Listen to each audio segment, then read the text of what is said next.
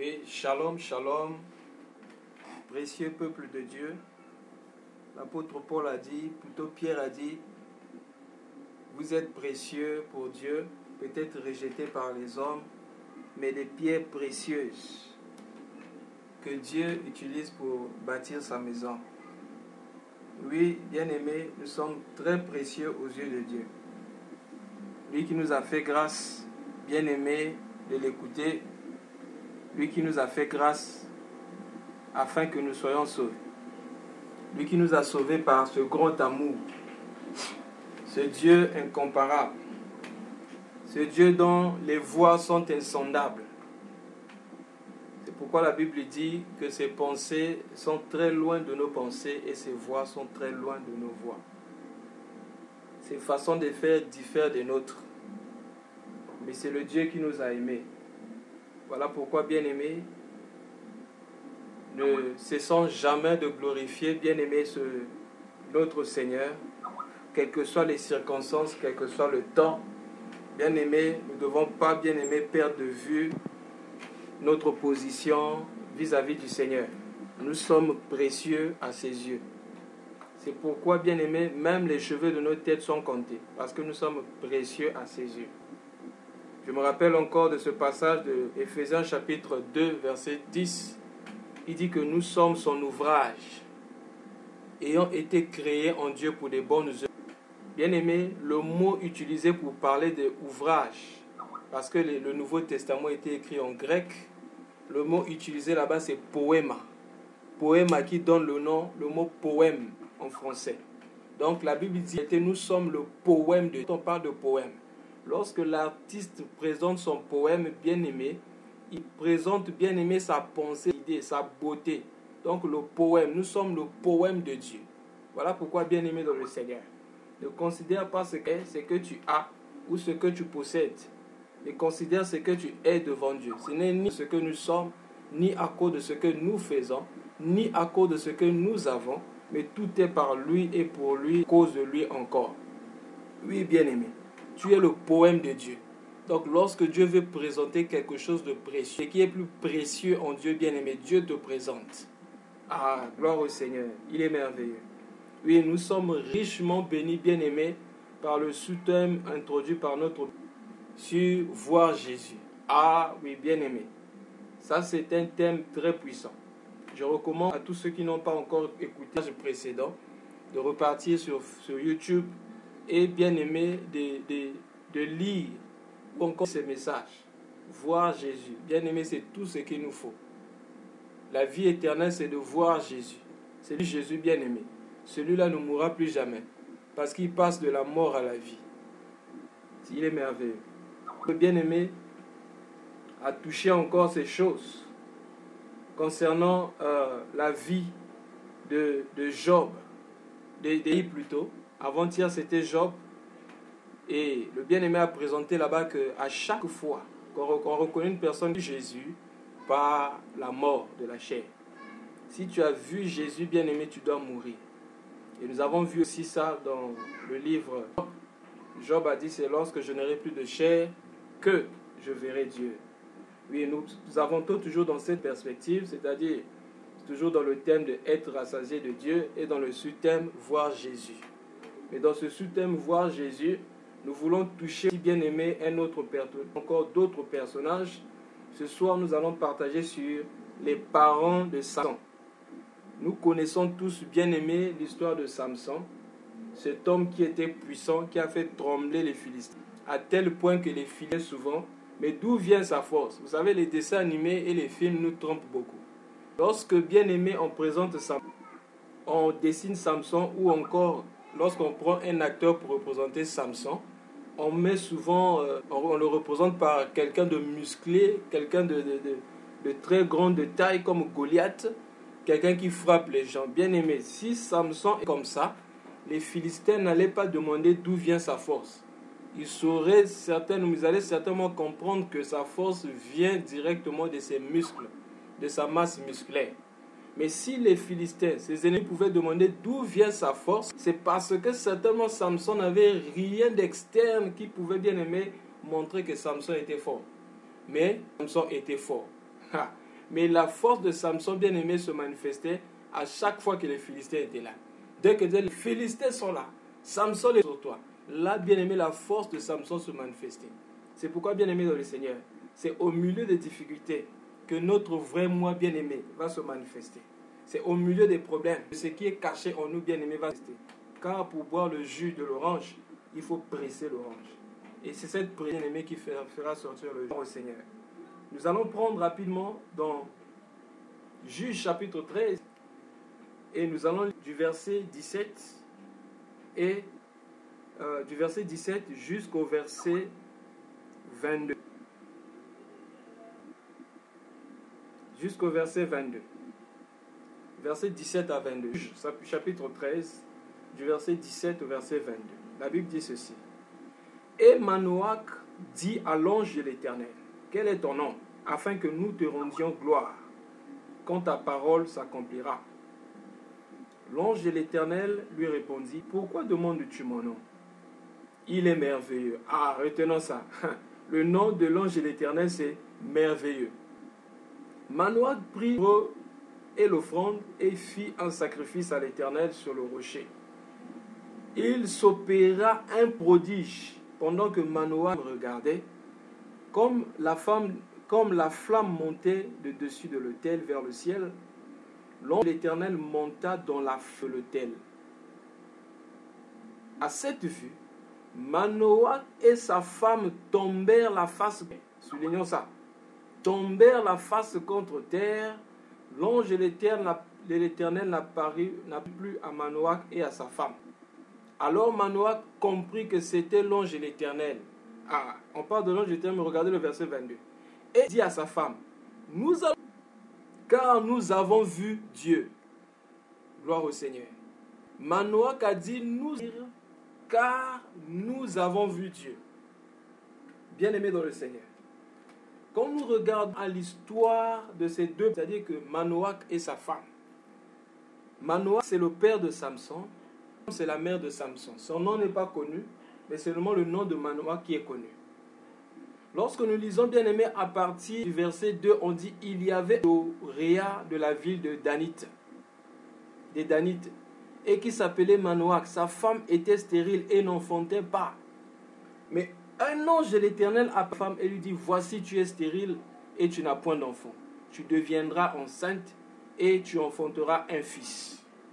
Bien aimé, si la stérilité de la femme de Manoach était connue, c'est sûr qu'elle avait duré dans son état de stérilité.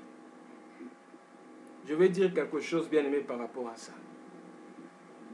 J'ai remarqué quelque chose en lisant la Bible, c'est que toutes les femmes qui étaient stériles dans la Bible, toutes ces femmes qui ont souffert avant d'avoir un enfant, bien aimé, ont enfanté des enfants puissants. Ils ont enfanté des prophètes, ils ont enfanté des juges. Qu'est-ce que je veux dire? Tes problèmes ne sont que la préparation de ce qui sera. Avant que Dieu utilise puissamment une personne, Dieu doit d'abord l'éprouver, bien aimé, profondément. Je suis en train de parler de la génération de ceux-là qui enfantent, bien aimé, des prophètes. De ceux-là dans leur situation, leur travail, leur femme, leur mariage, tout ce qu'ils font, bien aimé, représente, bien aimé, la solution sur la terre. Je remarque ici que toutes ces personnes qui ont souffert avant d'avoir quelque chose, que Dieu a rendu expressément stérile, c'est des gens bien-aimés qui ont enfanté des prophètes. Bien-aimés dans le Seigneur. Voilà pourquoi Jacques dit, nous devons de temps nous réjouir, bien-aimés, des épreuves, avant d'avoir quelque chose. Car l'épreuve produit, bien-aimés, ce qui est plus que ce que quelquefois nous demandons auprès de Dieu. On peut être en train de demander, par exemple, du travail. On peut être en train, par exemple, de demander, bien-aimé, la solution, par exemple, la guérison d'une maladie quelconque. Mais ce que, bien-aimé, Dieu est en train de faire dans notre vie, pendant que nous attendons, est plus grand que ce que nous recevons de Dieu, ce que nous demandons auprès de Dieu. Parce que Dieu, dans ce temps-là, travaille notre caractère. Dieu, pendant ce temps, travaille notre vie. Et bien-aimé, le caractère est plus important que le travail. Parce que le travail, c'est pour un temps donné sur la terre. Le mariage, c'est pour un temps donné sur la terre. Mais le caractère, bien-aimé, va t'emmener, bien-aimé, jusqu'à l'éternité. Donc, la Bible dit que l'ange de l'Éternel était apparu à Manoach, à la femme de Manoach, Et ensuite, la femme de Manoach est allée rapporter à son mari pour dire, voici, quelqu'un m'a apparu et cette personne m'a dit que je vais tomber enceinte, j'aurai un enfant, le rasoir ne passera pas sur sa tête, etc. Au verset 8, Manoach fit cette prière à l'Éternel. Ah Seigneur, que l'homme de Dieu que tu as envoyé vienne encore vers nous et qu'il nous enseigne ce que nous devons faire pour l'enfant qui naîtra. Gloire au Seigneur. Que l'homme de Dieu que tu as envoyé revienne encore une fois vers nous afin que cet homme-là, nous donne la nouvelle sur l'enfant, mais que cet homme de Dieu-là, lorsqu'il reviendra, que cet homme de Dieu-là nous donne un enseignement. Ah, le bien-aimé Paul avait déjà parlé de ça la fois passée. Lorsque Dieu se révèle dans la chair, lorsqu'on voit Dieu dans la chair, Dieu dans la chair, c'est la parole faite chair, parle toujours de Jésus-Christ. Mais Manoach précise ici quelque chose de très important. Il dit que lorsque cet homme va revenir, que cet homme-là fasse une seule chose, que cet homme-là nous donne l'enseignement. Ah, bien aimé, cela me rappelle Moïse. La Bible dit que Moïse prophétisa touchant Christ en disant, Dieu vous élèvera un prophète comme moi, mais vous l'écouterez. Parce que lorsqu'il viendra, il nous enseignera toutes choses. Et voilà pourquoi la femme samaritaine avait aussi compris ça. Il dit, lorsque le Messie viendra, le Messie lui nous enseignera toutes choses. Il fallait que le Seigneur lui dise, mais c'est moi qui te parle. Lisons un peu ça. Je crois que c'est dans Jean chapitre 4. Il dit, lorsque le Messie viendra, je sais que le Messie viendra, quand il viendra, il nous enseignera toutes choses. Le verset 25 de Jean chapitre 4, la femme lui dit, je sais que le Messie doit venir, celui qu'on appelle Christ. Quand il viendra, quand il sera venu, il nous annoncera toutes choses. Bien-aimés dans le Seigneur. Donc Manoach avait compris quelque chose. Manoach avait compris que lorsque cet homme-là viendra, lorsque cet ange-là reviendra encore, cet homme, il dit bien cet homme de Dieu, lorsque cet homme de Dieu reviendra, qu'il nous enseigne tout ce que nous devons faire pour l'enfant qui va naître. Bien-aimé, le Jésus que nous devons voir, c'est plus le Jésus qui a marché bien-aimé en Israël dans la chair, mais c'est le Jésus glorifié bien-aimé, celui qui vient maintenant vivre en nous. Voilà pourquoi, étant dans la chair, il a dit aux disciples, il faut que je m'en aille. Mais quand le Saint-Esprit viendra, le Consolateur, la Bible dit, il vous enseignera toutes choses. Donc cet homme que nous devons voir, le Jésus que nous devons voir, bien-aimé, c'est le Jésus en nous, bien-aimé, qui nous enseigne toutes choses. Et la Bible dit, il vous rappellera aussi les choses, il vous parlera aussi des choses à venir. Maintenant, Manoach a fait la prière. La prière de Manoach était exaucée. Dieu exauça la prière de Manoach et l'ange de l'Éternel vint encore vers la femme. Et elle était assise dans un champ et Manoach, son mari, n'était pas avec elle. Elle a couru pour aller appeler son mari. Alors son mari est venu. Alors son mari dit maintenant ta parole. Verset 12, Manoach dit maintenant si ta parole s'accomplit, que faudra-t-il observer à l'égard de l'enfant? Qui aura-t-il à faire? Alors l'ange a donné des instructions. Maintenant, au verset 17, Manoach va demander maintenant le nom de l'ange. Et l'ange va lui dire, mon nom c'est merveilleux. Ah, merveilleux c'est son nom. Comme son nom c'est merveilleux, il fait toujours, bien aimé, tout ce qui est merveilleux. Il fait toujours tout ce qui est merveilleux. Mais malgré cela, bien aimé, lorsque nous lisons, nous remarquons que Manoach ne savait pas encore que c'était l'ange de l'Éternel.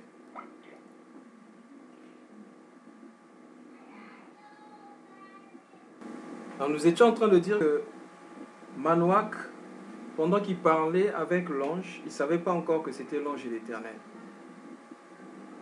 Manoach prit le chevreau et l'offrande. Il fit un sacrifice à l'Éternel sur le rocher. Parce que le sacrifice, c'est seulement sur le rocher qu'il faut. Le rocher, bien aimé, que l'Éternel peut accepter nos sacrifices. C'est pourquoi le Seigneur Jésus a dit, tout ce que vous demanderez en mon nom, je le ferai. Parce que le rocher ici, bien aimé, c'est aussi l'image de Jésus-Christ. Et la Bible dit qu'il s'opéra un prodige pendant que Manoach et sa femme regardaient. Qu'est-ce qui s'est passé? Comme la flamme montait de dessus l'autel vers le ciel, l'ange de l'Éternel monta dans la flamme de l'autel. À cette vue, Manoach et sa femme tombèrent la face contre terre. Ça, c'est très important. L'ange de l'Éternel n'apparaît plus et Manoach a compris et dit à sa femme, « Nous allons mourir car nous avons vu Dieu. » Quelle est la réaction, bien-aimée, de ceux-là qui voient Dieu?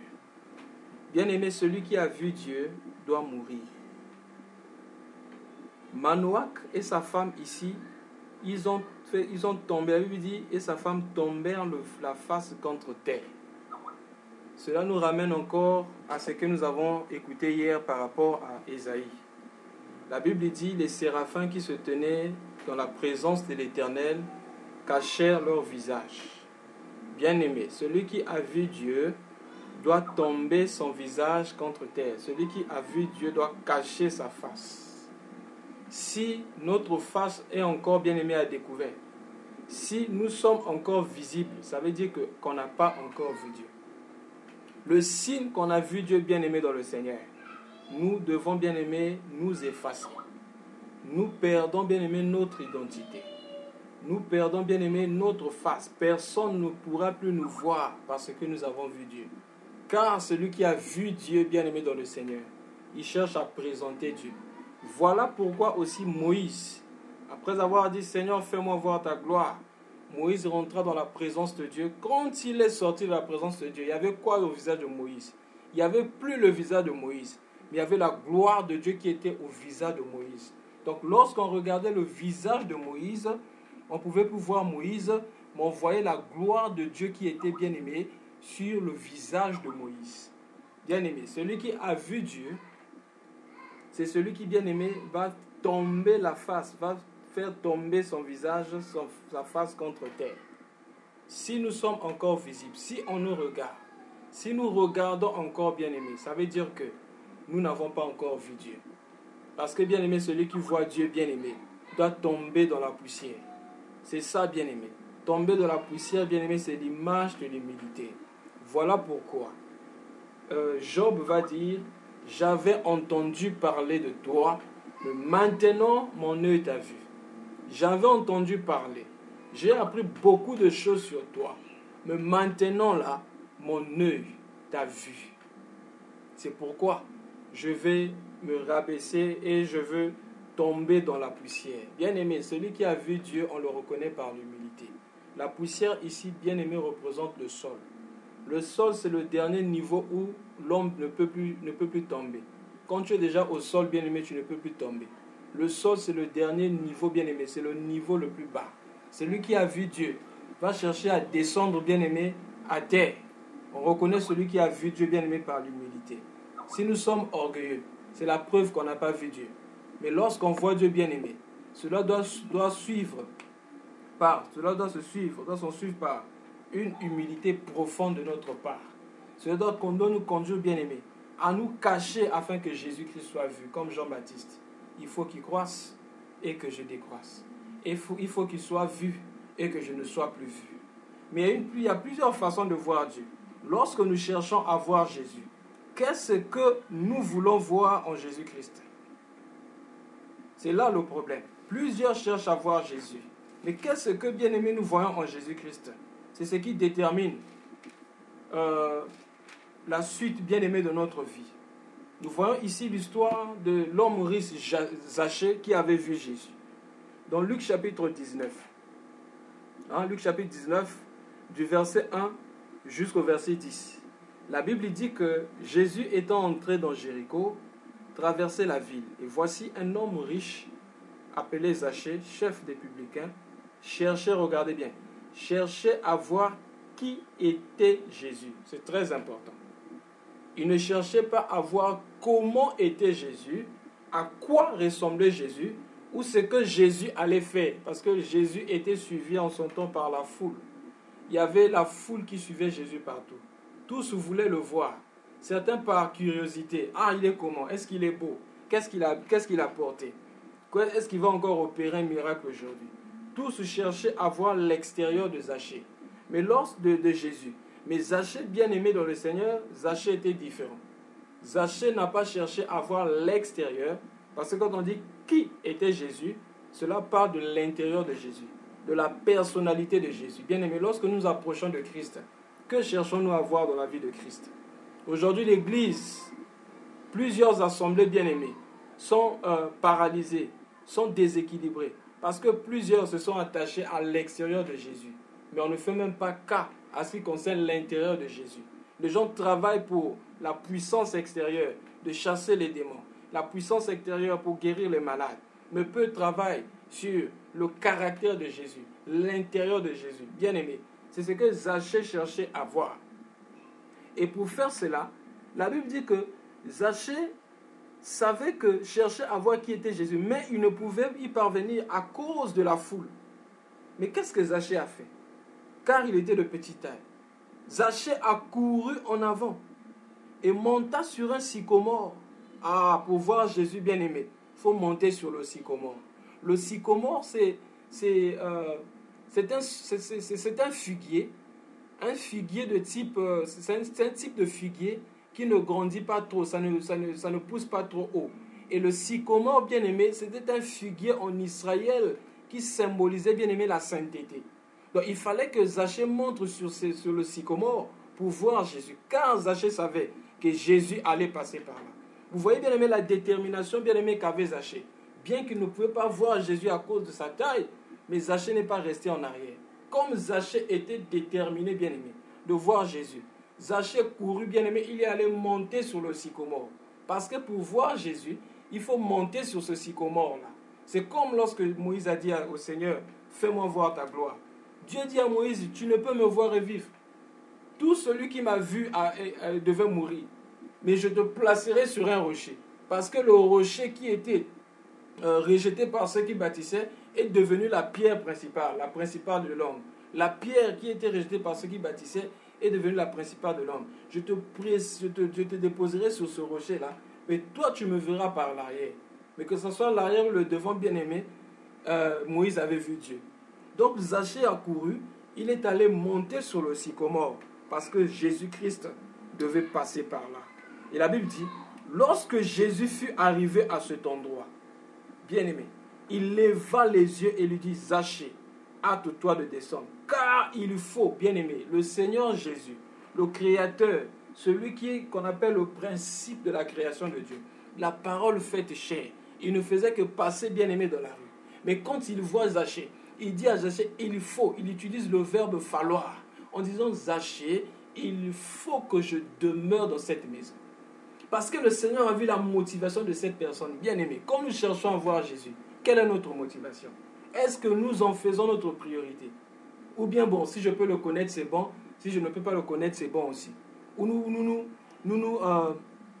nous consolons avec les versets du genre, bon, ok, Dieu, on le connaît c'est Dieu qui se révèle. Hein, donc, si Dieu veut, il va se révéler à moi. S'il ne veut pas, il se révélera pas à moi. Donc, je n'ai rien à faire, je vais m'asseoir et... si Dieu veut, il se révèle à moi. S'il ne veut pas, bon, il ne va pas se révéler à moi.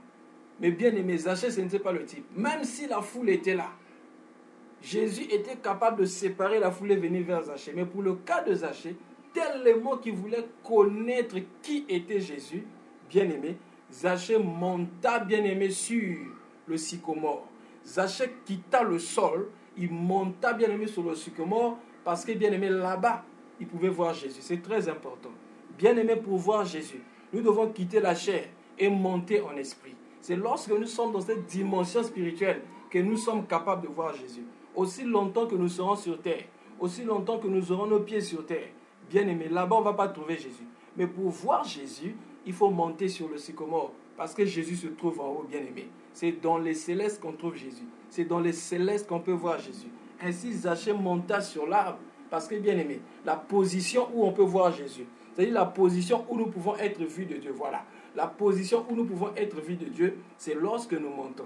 Zachée monta là-bas, et lorsqu'il était là-bas, Jésus dit, il faut que je demeure dans cette maison. Que le Seigneur nous fasse grâce dans tout ce que nous faisons, lorsque nous cherchons à le connaître, lorsque nous venons à lui, que nous puissions monter, de telle sorte que le Seigneur dise, comme Zachée, il faut que je demeure dans cette maison.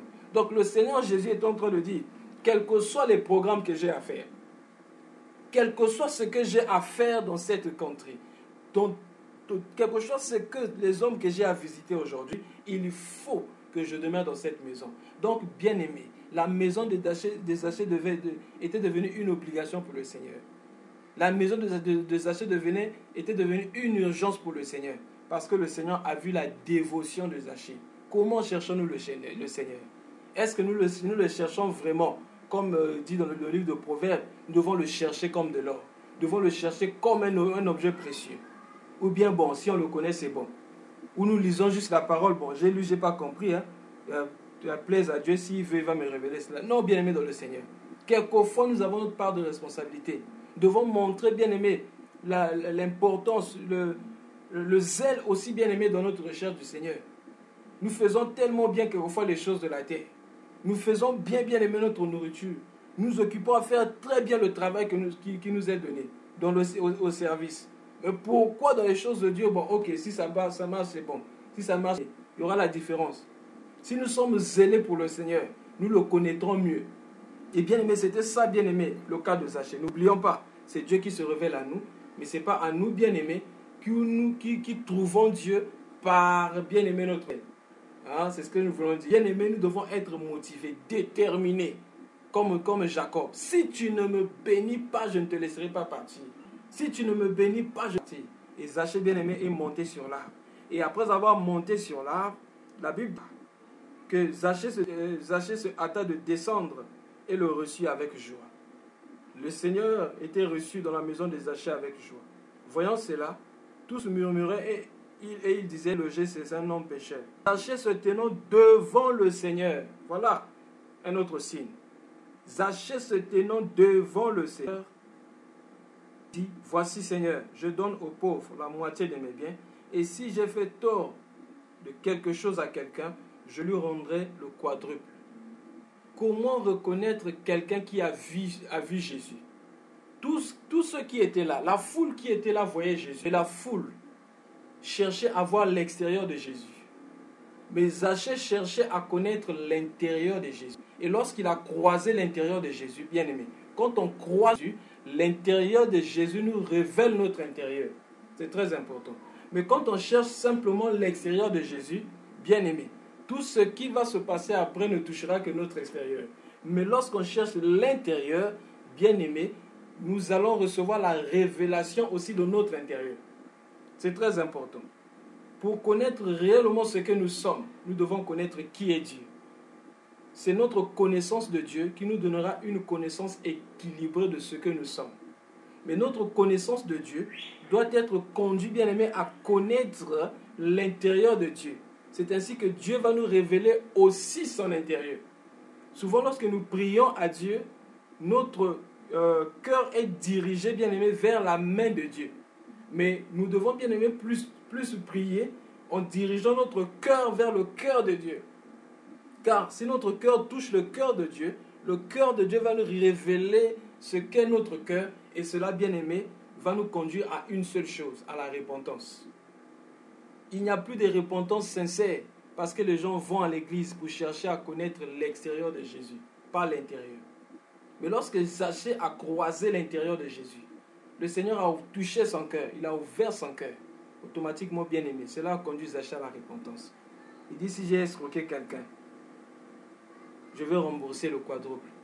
Et automatiquement, Jésus va parler. Jésus lui dit, le salut est entré aujourd'hui dans cette maison. Jésus était rentré. Mais pour que le salut soit pleinement bien aimé dans la maison de Zachée, parce que la maison ici c'est le cœur de Zachée, il a fallu que Zachée, bien aimé dans le Seigneur, procède par la restitution. La Bible dit, celui qui cache ses transgressions ne prospère point, mais celui qui les avoue et les délaisse obtient miséricorde. Il ne suffit pas de regretter un péché, mais lorsqu'on confesse le péché, il faut s'en détourner.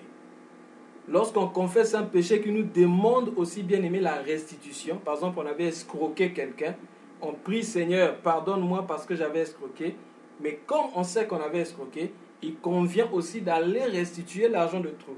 Et même si on n'a pas l'argent, on peut s'approcher de la personne, demander pardon et s'engager à rembourser l'argent de trouille. Et c'est ainsi que l'Éternel va nous conduire. Il peut toucher le cœur de la personne pour dire non, ça ne sert plus. Ne rembourse plus l'argent. Ou bien dès que tu vas commencer à rembourser, l'Éternel te bénira, te donnera la capacité de rembourser, de résoudre ces problèmes-là. C'est très important. Et c'est ainsi que, bien aimé, le salut sera bien aimé, pleinement bien aimé dans notre vie. La plus grande bénédiction, bien aimé, c'est voir Jésus. Mais quel est le Jésus que nous cherchons à voir? Quel est le Jésus bien aimé auprès de qui nous courons? Est-ce que c'est seulement le Jésus miraculeux? Il fait des miracles. Nous avons besoin des miracles. Mais bien aimé dans le Seigneur, allons dans les Écritures. Cherchons bien aimé à connaître le caractère, le cœur de Jésus-Christ. Bien aimé, le Père va nous ouvrir les yeux sur beaucoup de choses. Il n'y a pas longtemps, bien aimé, j'étais en train de méditer sur l'histoire du Seigneur Jésus quand il était reçu dans la maison de Simon le pharisien. Et pourtant, bien aimé, j'ai l'habitude de lire ça. Mais tellement qu'en lisant, Seigneur, montre-moi ton cœur dans cette histoire. Qu'est-ce qui s'est passé? Je crois il y a 3 jours. Pendant que je lisais ça, bien aimé, j'ai remarqué quelque chose. Parce que dans cette histoire, c'est l'histoire où il y avait une femme pécheresse qui commençait à essuyer les larmes, elle pleurait, puis elle utilisait ses cheveux pour nettoyer les pieds de Jésus. Et ensuite, Simon, le pharisien, dit, si cet homme-là était un prophète, il saurait que cette femme est une pécheresse. Alors Jésus le regarde. Il dit, Simon, je vais te poser une question. Il y a un débiteur auprès de qui il y a une personne qui devait 5 drachmes au débiteur, un autre lui devait 50. Mais à un moment donné, pendant que le débiteur voulait que ces gens-là lui remboursent son argent, il leur pardonna et dit, ok, ça ne sert pas de me rembourser cet argent. Lequel des deux va plus l'aimer? Simon va dire, celui à qui on a beaucoup pardonné. Il dit oui. Celui à qui on pardonne beaucoup, c'est celui qui aime beaucoup aussi. Celui qui comprend la profondeur du pardon. Celui qui comprend combien grands étaient ses péchés. C'est celui-là qui va beaucoup plus aimer Jésus. Voilà pourquoi, bien aimé dans le Seigneur, quand nous voyons l'amour de l'apôtre Paul pour le Seigneur Jésus, et bien aimé tout ce qu'il disait, vous pouvez dire, je suis le dernier des pécheurs. Je suis le dernier, le plus impur. Parce que l'apôtre Paul avait reçu, bien aimé, la révélation du pardon qu'il avait reçu auprès de son maître. Là n'est pas le problème. Et Simon va dire, je suis rentré dans ta maison. Plutôt le Seigneur va dire à Simon, je suis rentré dans ta maison. Tu ne m'as même pas donné de l'eau pour me laver les pieds. Mais cette femme, depuis que je suis là, elle n'a pas arrêté de continuer à baiser mes pieds et à les nettoyer avec ses larmes en utilisant ses cheveux. Bien aimé, qu'est-ce que j'ai vu dans ce passage? Vous savez, le lavement des pieds, c'était la chose de base qu'on faisait en Israël lorsqu'on recevait un invité. En tout cas, même le dernier des invités. L'invité le moins, comment on appelle ça? Le moins important. La moindre des choses en Israël, lorsqu'on arrivait quelque part, c'est qu'on donnait à l'homme de faire, c'était bien aimé, les pieds. On lui donnait de l'eau pour se laver les pieds. Mais le Seigneur Jésus est entré dans la maison de Simon, alors qu'il avait été invité par Simon le pharisien. On ne lui a pas donné les pieds pour se laver les pieds. Il n'a pas boudé, il est là, il restait. Il n'a pas été honoré. Mais le Seigneur Jésus n'a pas boudé par rapport à cela. Le Seigneur Jésus bien-aimé il regardait seulement Simon. Bien-aimés, si cela peut être notre cas, lorsque nous ne sommes pas honorés au milieu des hommes, même dans les moindres choses, les choses les plus, les choses infiniment petites, hein, comme du genre, par exemple, tu arrives quelque part, on ne te dit même pas bonjour, bien-aimé. Si cela nous frappe, c'est qu'on n'a pas encore le cœur de Jésus. Bien-aimé dans le Seigneur. Le Seigneur n'a même pas regardé à ça. Bien-aimé, j'ai pu voir le caractère de Jésus, bien-aimé, dans cette histoire. Le Seigneur n'a pas boudé, il n'a pas cherché à revendiquer quelque chose, même si on ne lui a pas accordé le nécessaire, le minimum respect, cela n'a pas touché, bien-aimé, son intérieur. Oh, bien-aimé dans le Seigneur, cherchons, bien-aimé, à connaître l'intérieur de Jésus. Nous allons expérimenter la véritable délivrance. Nous allons expérimenter la véritable délivrance, bien-aimé, dans notre cœur. Que le Seigneur nous bénisse. Désolé encore d'avoir pris un peu plus de temps. Alléluia. Pour ce soir, Dieu nous appelle à être encore plus humbles. Ainsi, nous pourrons le voir. Si nous ne sommes pas humbles, c'est la preuve que nous n'avons pas vu Dieu. Si nous ne sommes pas humbles, c'est la preuve que nous n'avons point connu Dieu. Si nous ne sommes pas humbles, c'est la preuve que nous ne marchons pas avec Dieu. Si nous ne sommes pas humbles, c'est la preuve que nous n'avons jamais vu Dieu. Alléluia. Voyons nos puissants de Jésus. Amen. Pouvoir marcher avec lui, c'est-à-dire, même dans les difficultés, quelle est notre attitude? Même dans les difficultés, quelle est notre position? Même dans les difficultés, quelles sont nos pensées vis-à-vis de Jésus-Christ? En ce soir, nos paroles que nous allons écrire, en ce soir, oh, dans la Bible, la plupart de ces femmes, la plupart des enfants de ces femmes dont on a parlé dans la liste des personnes là qui sont stériles. Alléluia. Car Dieu les a préparés. Dieu les a préparés d'une façon d'une autre, afin de faire de ces personnes des gens connus dans l'histoire, afin de faire de ces personnes, de Sarah, en passant par Anne, en passant par la femme de Manoach. Dieu nous appelle de toujours tenir ferme. Dieu nous appelle de ne point douter de lui. Dieu nous appelle à regarder qu'à lui. Alléluia. Si nous sommes humbles, nous allons regarder à lui. Nous allons prier afin que Dieu nous amène encore à savoir regarder à lui, à savoir finir avec nous, à savoir ne pas nous appuyer sur notre sagesse, à savoir ne pas nous appuyer sur notre force, à savoir ne pas nous appuyer sur notre confiance. Alléluia. Alléluia. Oh, prions, bien-aimés. Prions. Afin que nous puissions monter sur le sycomore. Oh, de ne pas regarder aux choses terrestres, mais de regarder aux choses célestes.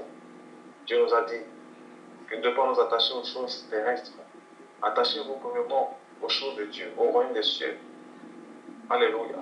Où notre personnalité finit, où notre identité finit. Et c'est là que l'identité de Dieu se révèle en nous. La nature divine de Dieu se révèle en nous, afin que nous puissions vivre. Alléluia.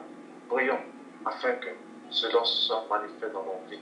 Que nous regardons aux choses célestes et nos choses terrestres, et où notre identité va finir, afin que nous puissions vivre par Dieu, pour Dieu et en Dieu. Au nom puissant de Jésus. Alléluia. Oh Seigneur, merci. Papa, merci. Jésus, merci. Éternel Dieu Tout-Puissant. Amène-nous là-bas, Seigneur. Amène-nous, Seigneur, là-bas. Amène-nous, Seigneur, ô Seigneur Jésus-Christ. Nous ne sommes pas focalisés sur les choses terrestres. Mais encore, Seigneur, ces choses futiles de la terre, Seigneur, qui passent. Ces choses vaines, Seigneur, qui n'ont point de sens, Père. Qui ne sont point consistantes, Seigneur Jésus. Donne-nous, Seigneur, à nous focaliser totalement, entièrement, sincèrement, Papa, Seigneur Jésus-Christ, aux choses célestes. Monter sur le sycomore, Père, afin de te voir, les choses célestes, Père, de nous attacher aux choses célestes. Je suis de prière. Est-ce qu'il y a un ajout, s'il vous plaît?